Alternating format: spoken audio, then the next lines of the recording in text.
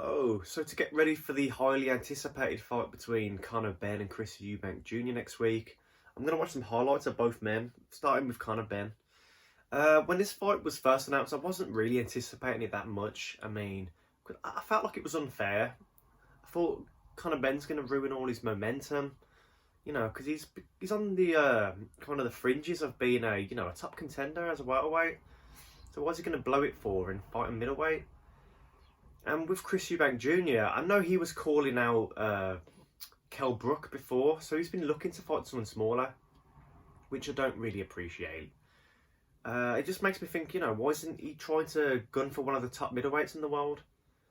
And I just feel like he's calling out Gennady Golovkin, knowing that fight isn't going to be made. And I don't know, maybe I'm just being a bit of a hater. But I'm pulling for Connor Benn. I want him to win, but I don't think he's going to win. Despite me not being the biggest fan of Chris Eubank Jr., I do think he's going to be, too big and a bit too seasoned at the moment. But, hopefully I'm wrong, because, I do like Connor Benn. And I think it's really ballsy, him, fighting, middleweight. So let's have a look.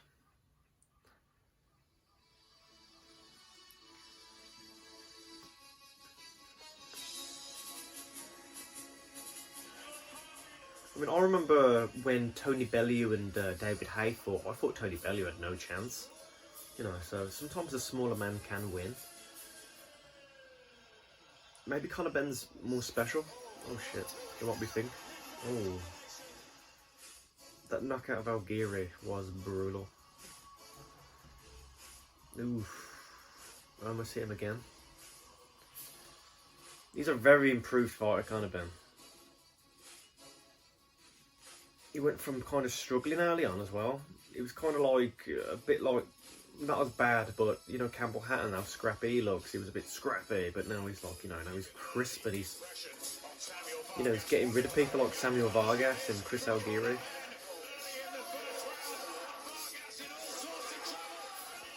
Looking very sharp. Yeah, the Van Heerden one. I thought he would last more than a couple of rounds, to tell the truth.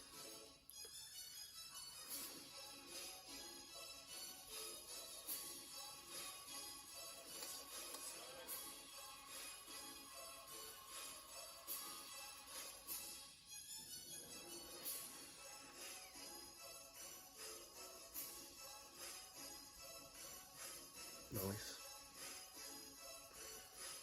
I respect what a hard worker he is as well, though. You can tell that he trains hard, because, look at him, he's shredded. And he takes it really serious as well.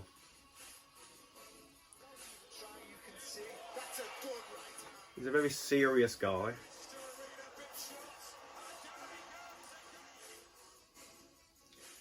Got some heavy hands. And it's a tough division to get to the top of, though. Welterweight, I mean, it's a division that has Errol Spence and Terence Crawford and Virgil Ortiz. Some really good fighters in that division. I mean, at the moment, him becoming a world champion isn't likely because it's such a good division.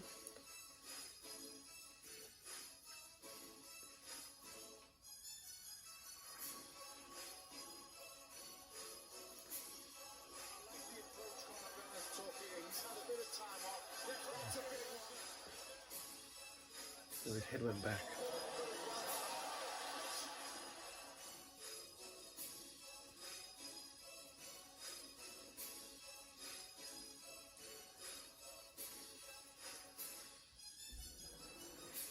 Nice body shot.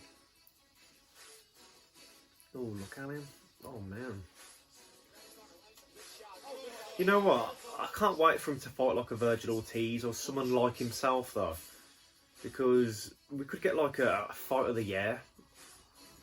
I mean, like an all-time classic. It wouldn't surprise me if one day Connor Benn's involved in one of those type of fights, like a Gatty Ward kind of fight. He just needs to find someone like himself. He's just going to come forward and just, bang with him.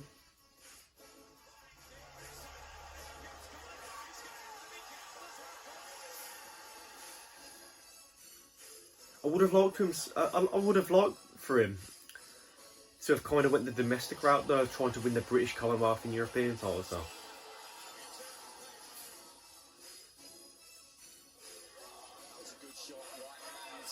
I mean, to be fair though, he did try and fight Josh Kelly, but you know, that fight just didn't get made.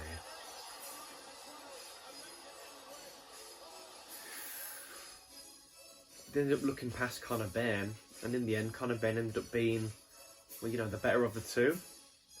The guy who looks like he's going places.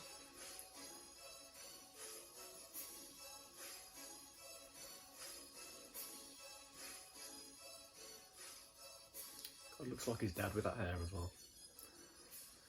Ah, there you go. There's Connor Benn, the Destroyer, son of Nigel Benn. Some really good highlights. That was from hanzagod. He always makes really good highlights.